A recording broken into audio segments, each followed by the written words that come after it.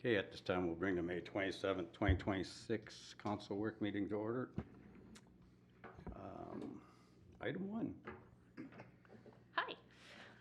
So item 1, recently with the most recent legislative session closing, there were some changes to election law, and I just kind of wanted to go over some of the ones that are going to affect business here at City Hall. And there was a couple things that I'll be asking for your guys' opinion on how to move forward. The first item was essentially an update and adding a provision for candidate address privacy. As you guys may remember, when you filed for candidacy, there's an affidavit that you have to fill out, that you sign, fills out all your personal information, and then I witness it before turning it into the county. The personal addresses on those will now be considered private information. You will fill it in, or candidates will fill them in when they're turned into me, but then that information will be redacted afterwards. Also, as a part of that, with the campaign finance information that gets turned in as the election year progresses and campaigns and candidates spend any of their campaign finances, if you receive any donations or if anyone receives donations from other parties, in the past you've had to list their addresses. Now those addresses will also be considered private information.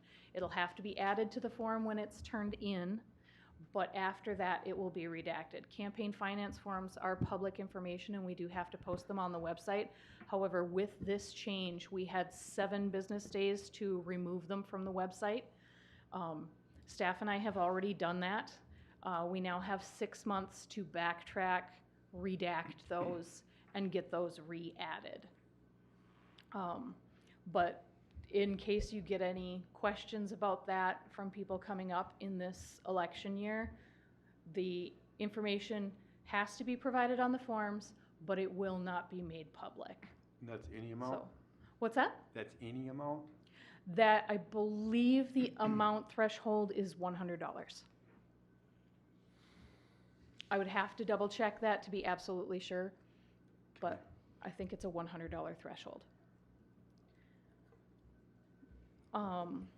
Then there was also the elections technical bill, and that had a couple changes that may affect how we do things here. The first one is an extension to canvassing dates. So once the election is over and we've got the results, that's when we set up the special meeting. Council, as the board, reviews the results, certifies them. In the past, I believe the dates, we had 3 to 10 days after the general election. Originally, we had set our canvassing date for November 9th, and then just recently we rescheduled that for November 10th because November 9th, the county wasn't sure if they'd be able to have the results back to us in time.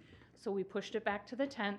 We are currently scheduled for the 10th, and it was a daytime meeting. I don't know if you guys remember that, but we changed it to a daytime meeting at 10 a.m. Well, now with the changes in legislature, we have until the 17th. So if the 10 a.m. meeting is going to be difficult for anybody, we can switch that again. We have until Tuesday, 2 weeks after the general election to canvass those results. So that option is out there if a 10 a.m. meeting during the day is going to be a trouble for anybody. Yeah, I think classically we've always just had it right before a council meeting. Yeah, and the regular council meeting is scheduled for the 9th, which was our original date, but then because the county wouldn't get those out to us. So the other possibility is if we have an EDA meeting on, I believe, the 16th, we could schedule that for the same evening if you wanted to change the date again. Otherwise, it's completely up to you guys. So We could kind of play it by ear until then. Mhm. We Okay. certainly can. And, I mean, just like any other meeting, we just have to, if you guys want to change the date or the time, I would have to have it posted 3 days in advance. So we've got time to take a look at that. But I just wanted to throw that out there in case it was a scheduling problem for anybody. Lastly was changes that they made to absentee voting. In the past, we here at City Hall have administered 2 different kinds of absentee voting. Prior to an election, absentee voting opens 46 days before the election. And we usually start out with what they call the envelope process. So if a voter comes in 6 weeks prior to the election, they will come in, they will fill out their ballot gets tucked into a secrecy envelope, which then gets sealed, stuffed inside a signature envelope. They have to sign it, they have to have a witness, and we check it in and out almost like a library book. There's a chain of custody. Those get provided to the county, and on election day, those will all get opened up and tallied at the same time as everything else. Recently, there has been more people starting with what we used to call it direct balloting. Now they're calling it early voting. They're changing the terms on us. So the 46 days leading up to the election, everybody's been doing the envelopes. The last 18 days of those 46, instead of stuffing it into an envelope, you can fill out your ballot and feed it directly into the ballot counter machine. We would have one open here. That's how we've done it for the last several years. We have had a significant turnout for that direct balloting or that early voting portion, the more people find out about it. I have a couple statistics here. So in 2018, granted that was not a presidential election, so there's always a lower turnout in midterm elections. But in 2018, we had 5.3% of the city voters show up at City Hall, and staff had to process those absentee votes. In 2020, granted that was during COVID, that doubled. We had almost 12% of the city's voters show up at City Hall, and we had to process those. The staff had to process those in addition to getting all our regular duties done. 2022, because that was another midterm, dropped back down to about 6%. 2024, though, the last election that we had, we processed almost a quarter of the city's votes here at City Hall. We processed 2,577 absentee votes here at City Hall in addition to getting our regular duties done. This is not showing any signs of going backwards. People are making use of the fact that they can come in anytime during that 18-day period and they don't have to wait in line as long as they would on election day. Again, like I said, it's not showing any signs of those numbers going backwards. Granted, this is not going to be a presidential year, so being a midterms, we will have a lower turnout again. However, I don't anticipate it dropping back to previously seen numbers.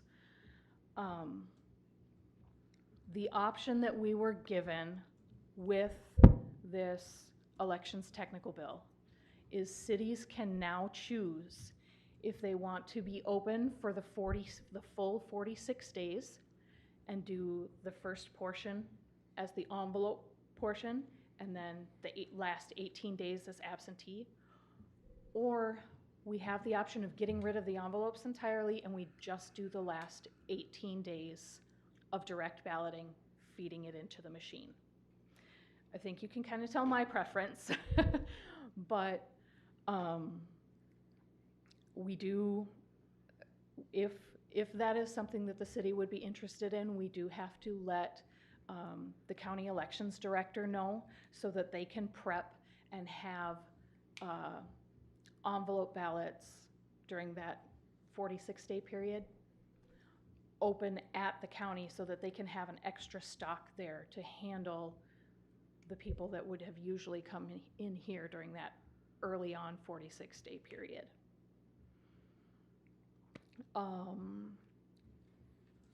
If we were to switch to that 18-day early voting period only and not process the envelopes here at City Hall, there is a significant chance that if other cities do that as well, the county elections office will want to rework their JPA because that will add extra work onto their office because they will be processing what usually gets dispersed amongst the rest of the municipal offices.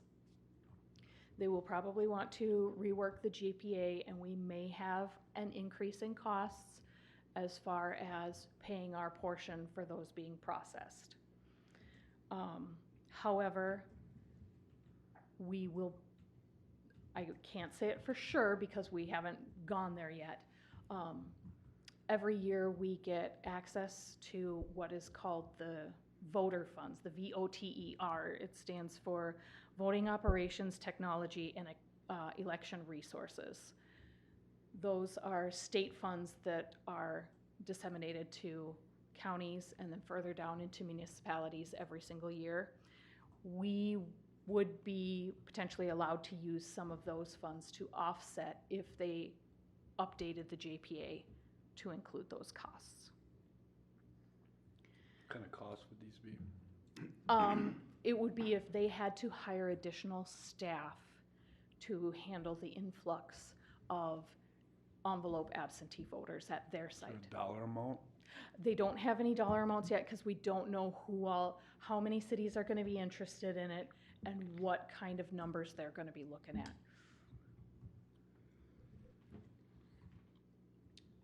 Is there any indication of where other cities are looking to go? I have not heard from any other clerks yet that have talked about it with their councils yet. I jumped on this right away because we just got the information last week.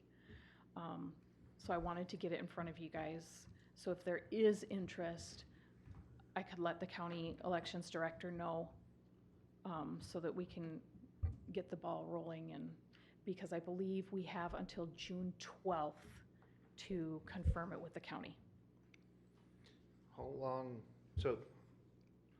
have we had the 46-day option? Is that 46-day option has been around, sorry, I believe at least since 2014. so? If we discontinued it, we would have potentially do some sort of education to Right, and that is something. notify residents that rely on that. Correct. That is something that the elections director let us know, is that we would have to develop a plan of some sort to inform our voters of what the change would be for our municipality. And because it's going to be up to each municipality individually, it will be different from city to city. Part of why I have the feelings that I do about it, in 2025, part of the changes that went through election law, there was a requirement, let me backtrack. As part of processing absentee voting and the check-in and the check-out and make sure that each voter gets only one ballot, we have something called a ballot board that meets at the end of every day, and we make sure that the number of people that requested a ballot are the number of ballots that we got turned in, that we have in hand. And if it doesn't match, we have a reason, that there is a specific reason why. Like somebody decided that they didn't want to vote here on site and they wanted to take it with them and they'll turn it in later, or something like that. But we have a ballot board that we do at the end of every day that we have absentee voting. It used to be that we could process that ballot board just amongst staff. I deputize other staff that goes through election admin training so that we are, by state statute, authorized to serve as that ballot board. With changes that went through in 2025, there are certain confirmations that staff are no longer allowed to do by themselves because you have to be a party declared judge in order to clarify certain discrepancies. If somebody turns in their envelope with their signature and there's certain data that we have to match, if their data doesn't match, say on their application form they put in the last four of their social security number, but on their envelope they put in their driver's license number instead, which are both valid options, but because they don't match, that's a discrepancy. Staff is not allowed to clear those. I would have to have judges on call for that entire 46-day period, so in case a discrepancy came up, they would have to be able to come in and clear that discrepancy for me because they are party declared. Having two opposing judges on call for 46 days is not going to be an easy thing to do. It's possible, but it's not going to be an easy thing to do. But that is one of the concerns that I have and why I'd be like, hey, you guys can do the envelopes, we'll handle the rest. So if we do consider this 18 days and we get it out to residents and they'll realize this, don't you think that's going to cause just as much influx on our staff because the people are going to come at the floodgate? It is entirely possible. The number of people that do absentee voting, I got some numbers here. So at the last election in 2024, like I said, we had 2,577 people that voted absentee. Of that almost 2,600 people, 1,739 of them, so just over 67%, came in during those last 18 days. So the lion's share of them are coming in to feed it directly into the machine and are not doing the envelope process anymore. However, if that is something that you want to continue to offer to residents, we certainly can. I just have to let the elections director know that.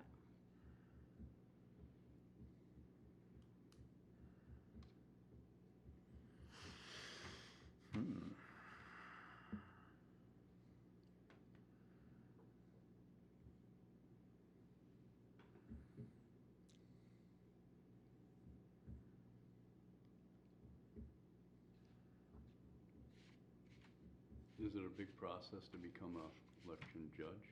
Be qualified to fix something if something? There are, I train our election judges every year. We do have online training, but I also offer in-person training for our judges. It's a minimum of 2 hours of training that's required. And if the judge declares a party or not depends on what services they're actually allowed to do. So we do have some election judges that remain unaffiliated and they go through the training and they can help us out, but judges that are not declared a party, that are unaffiliated, are not allowed to handle marked ballots.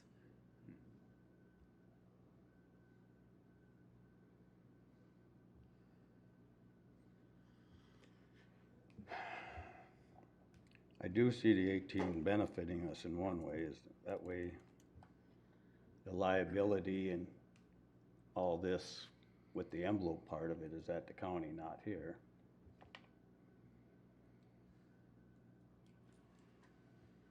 You know, nobody can point fingers.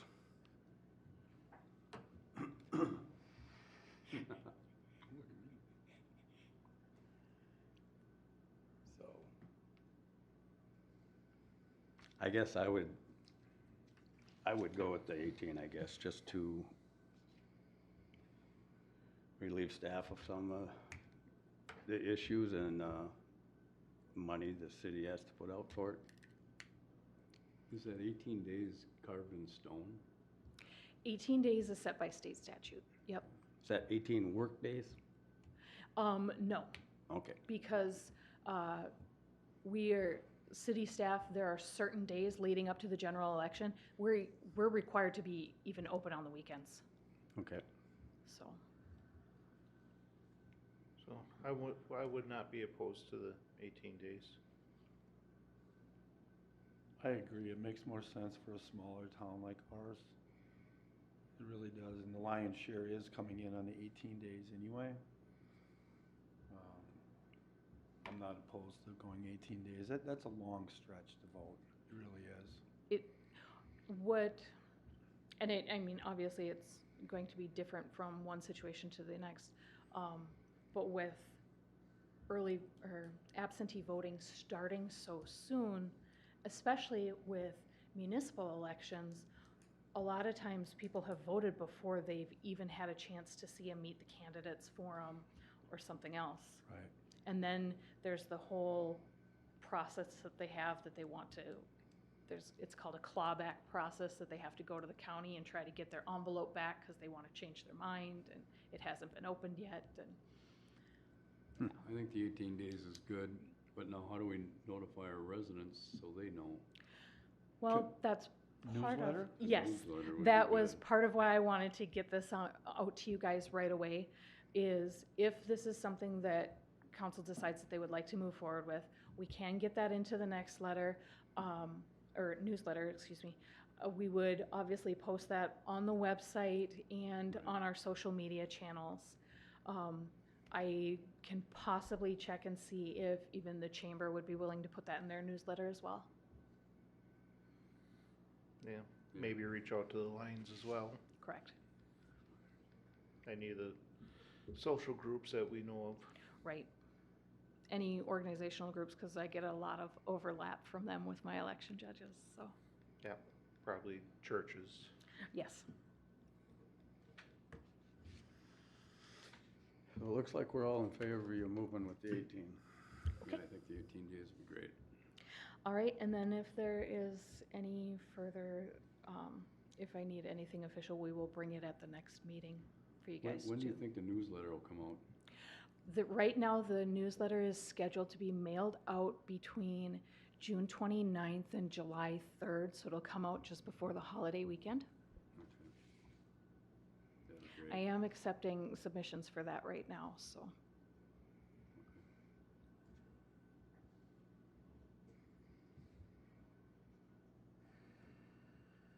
That was all I had, gentlemen. Perfect.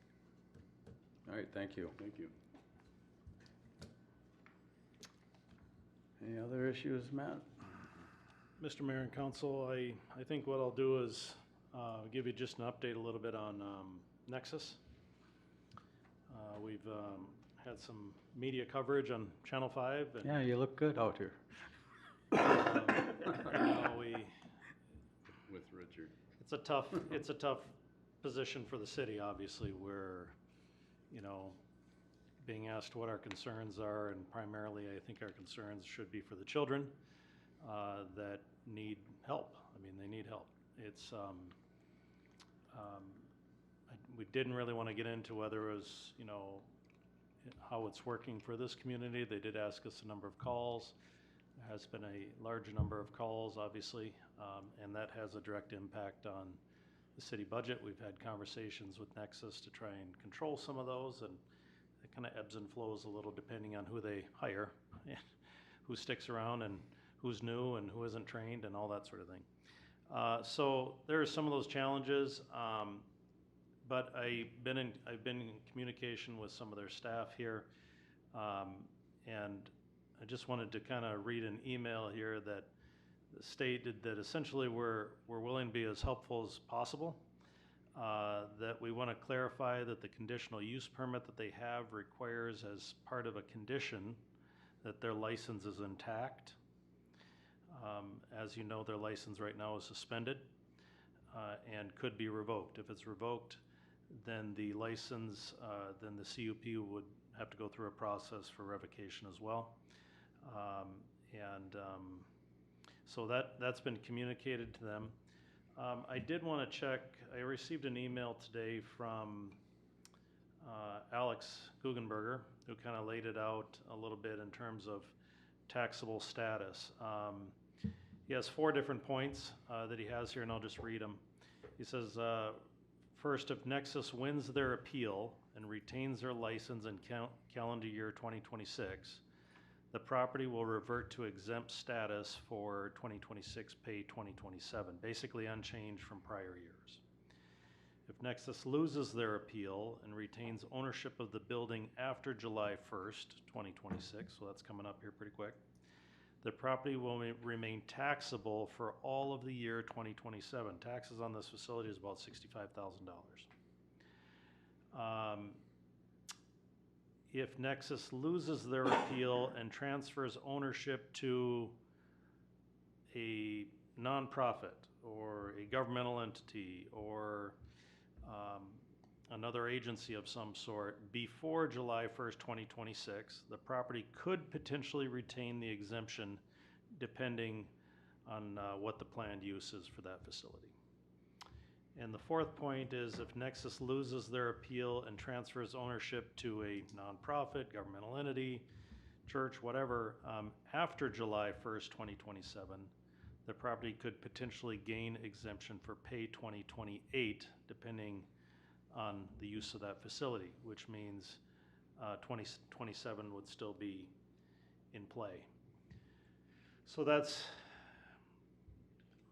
it's a complicated matter, and it's coming up on us pretty quickly here. So I don't know. I think right now they pay. I asked Mike this, and I think it's 2 payments of $12,000, 12.5 or something like that. That they pay. It's called a pilot payment in lieu of taxes, and they've paid that. But you can see it's about 1/3 of what normal taxes would be on that facility. So this just kind of lays the groundwork a little bit on,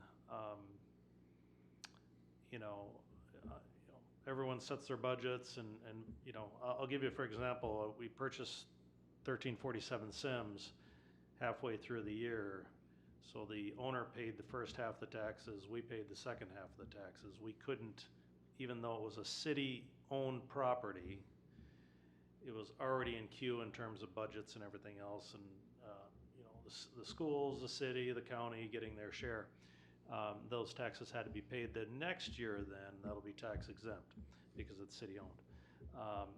So this is kind of the tricky part of, I'm not sure, what they plan on doing with that facility. They had as you recall, we did a conduit bond, essentially where Nexus was able to take advantage of our lower interest rates. If they default on that bond, I want to remind everyone that does not impact our credit rating. We are not responsible for that repayment of that bond. It doesn't necessarily look good, but it doesn't impact us negatively. It doesn't sound like they plan to default on that. They had indicated that they would try and bring other services of some sort to the facility, or possibly liquidate the facility. But again, we would have to craft a new conditional use permit, and I think given some of the experiences, we'd probably write it pretty tight in terms of costs that might be transferred to the city from calls and things of that nature, or write it in the event of an excess number of calls type of language to protect the city. We did kind of an estimate. It's around $100-some thousand that it potentially charges the city for the number of calls that we've gotten a year. $100,000 is, as I had stated, a significant amount for a community our size. While other communities, it might be a rounding error for them, I think it represents a significant amount for us. But more to come on that, so we'll keep in contact with them. We'll try and understand what the state is doing in terms of their licensing and try and brief you, council and mayor, on what changes are happening as fast as they become available. But the taxing issue is just another little complication in the matter. So, yeah. Questions on that?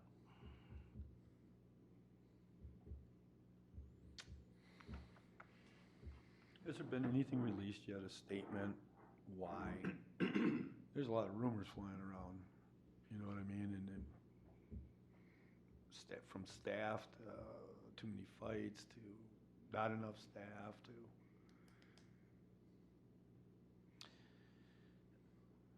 So when we received the report from DHS, it was kind of an alarming report. The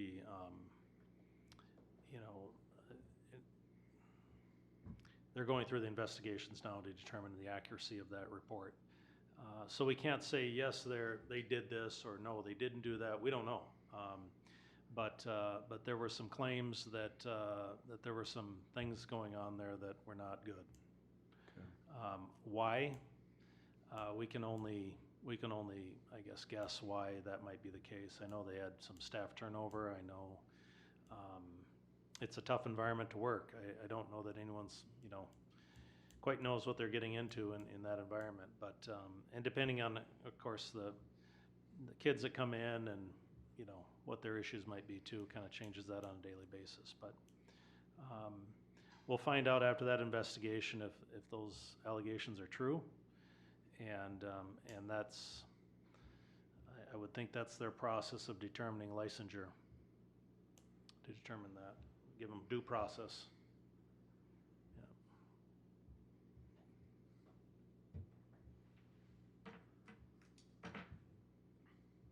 Just have to stay on top of it. Yeah, from what I understand, the kids that have been removed from the facility are in other facilities. There are 3 other facilities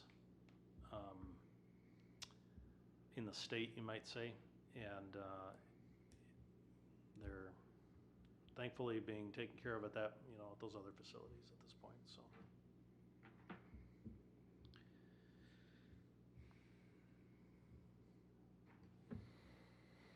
The question would be,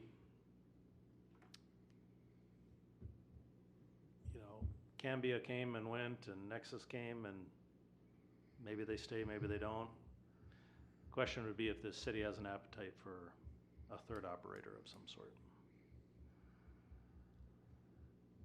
But that's another discussion for another day if something comes forward. But All right. Anything else? nope, that's all we got. I guess at this time we'll close the council work meeting.